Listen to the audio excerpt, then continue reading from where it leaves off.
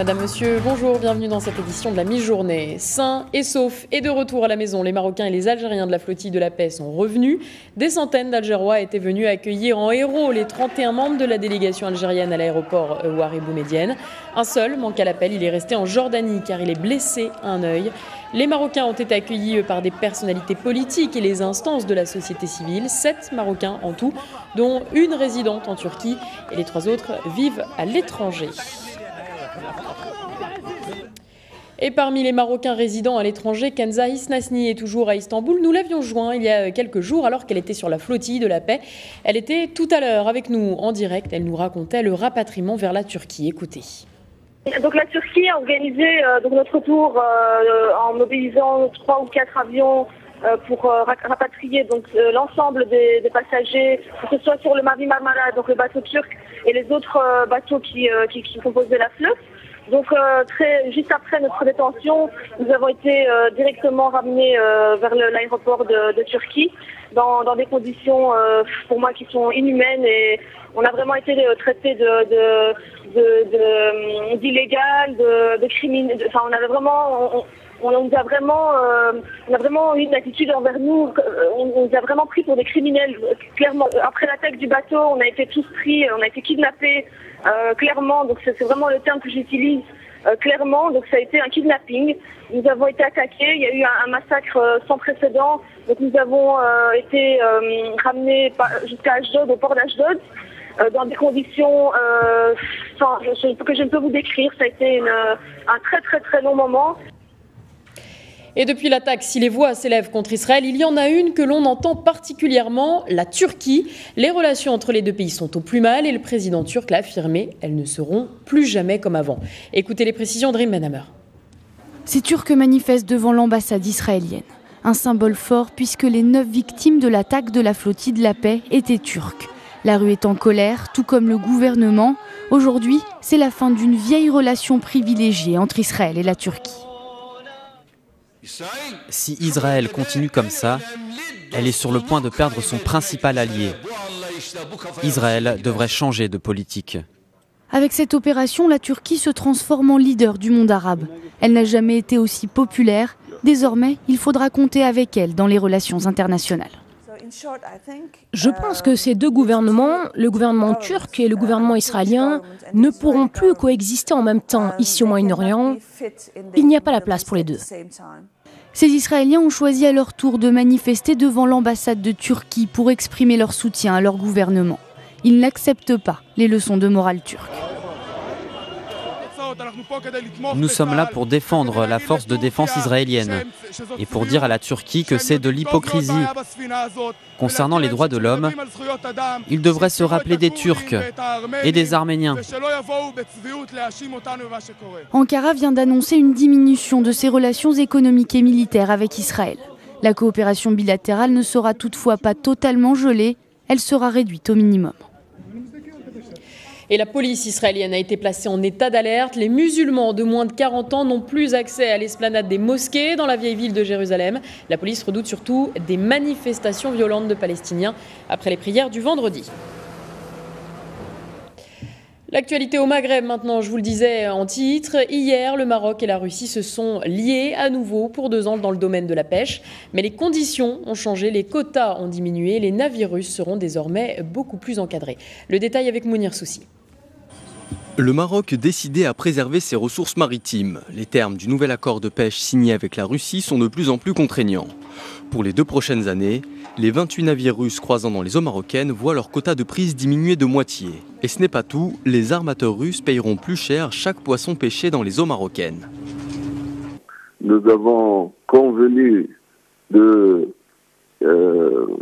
augmenter de 45% le prix de référence qui sert de base de calcul aux redevances payées par les armateurs russes.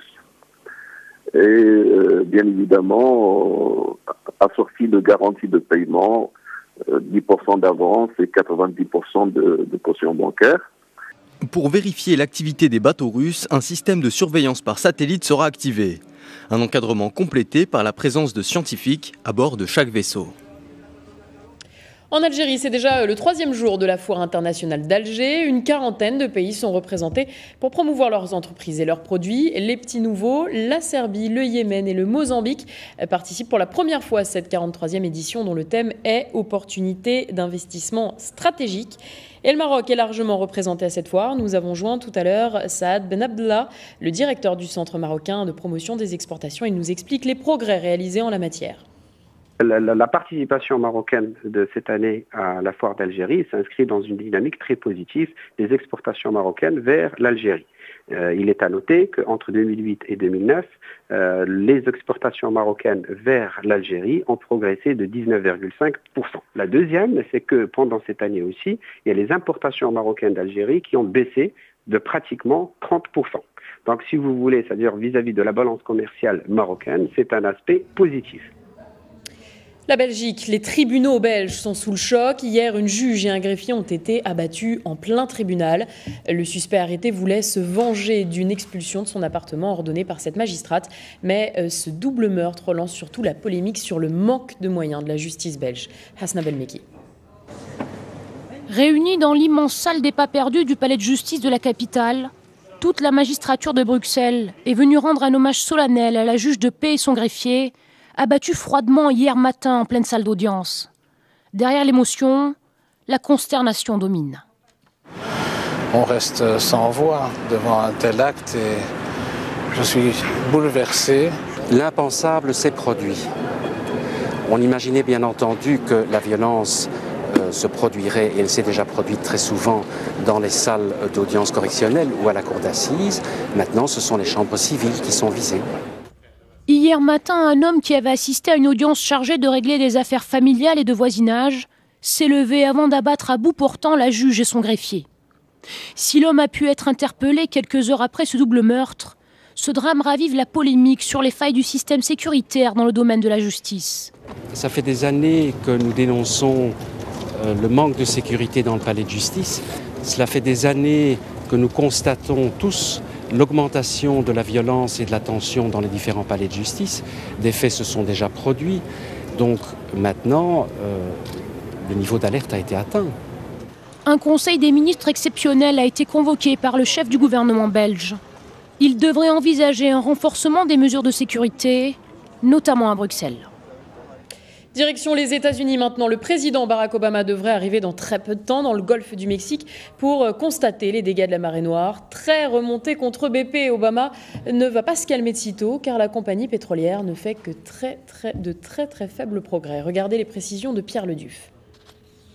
C'est une bien maigre victoire pour BP. Après les échecs répétés des précédentes tentatives, la compagnie est parvenue hier à sectionner le conduit à l'origine de la fuite. Elle y a posé un dôme. Au mieux, il permettra de réduire l'écoulement. L'immense nappe de pétrole se rapproche désormais des côtes de Floride, où les habitants prennent les devants. Nous avons besoin de savoir quelle quantité de pétrole se trouve en mer et à quelle vitesse il se rapproche. Dans les États côtiers, près de 180 plaintes en action collective ont déjà été déposées. Barack Obama doit se rendre aujourd'hui pour la 3e fois dans le golfe du Mexique. Cette fois, il ira à la rencontre des populations. Hier soir, il a affirmé sur CNN que la solution pourrait venir d'un grand ouragan. Il provoquerait une dispersion de la nappe et le pétrole se dégraderait plus vite. Un tel scénario permettrait peut-être d'épargner les îles Keys. Nous prions et nous continuons à croiser les doigts pour que le pire passe au large des Keys. Jusqu'à présent, nous n'avons pas subi d'énormes dégâts. Au contraire, une tempête tropicale moins violente ne ferait que pousser le pétrole vers les côtes. Bonne nouvelle, une saison des ouragans intenses est prévue pour 2010. C'était le candidat de la rigueur budgétaire. C'est pour ça qu'il a été élu à la tête de son parti et qu'il est maintenant le nouveau chef du gouvernement japonais. Naoto Kan arrive à la tête du pays en pleine crise et doit rétablir la confiance. Et cet ancien militant de gauche aura beaucoup de mal car il est fort possible qu'il perde sa majorité au Sénat. Voilà, c'est la fin de cette édition. Merci de l'avoir suivi. Très bon après-midi à tous.